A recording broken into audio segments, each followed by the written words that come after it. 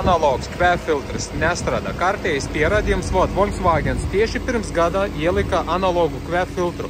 Šobrīd veicam piespiedu reģenerāciju tai mašinai.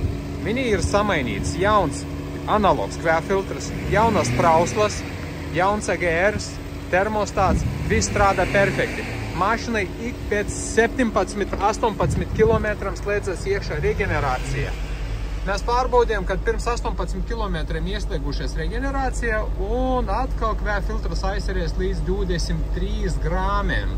Tātad mēs šobrīd, ko darām, veicam piespiedu viņam reģenerāciju uz vietas, izdedzināsim kvēfiltru, ļausim īpašniekam pabraukāt brīvdienas, kaut kādas 50 km, un atkal veiksim diagnostiku un paskatīsimies, ja pēc brīvdienām atkal būs viņam aizsarējušas un reģenerācija veiks ik pēc 20 km, tad analogs kvēfiltrs nedarbojas, tā kā tikai vienīgi oriģinālais.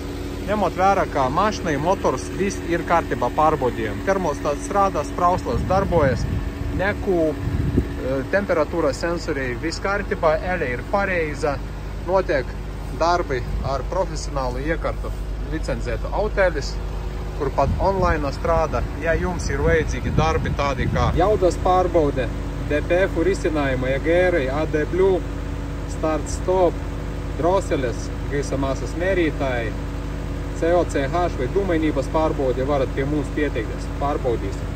Kā arī Mercedesam tikko sakārtojam ekoloģiju un tūlītās atdosim īpašnieku.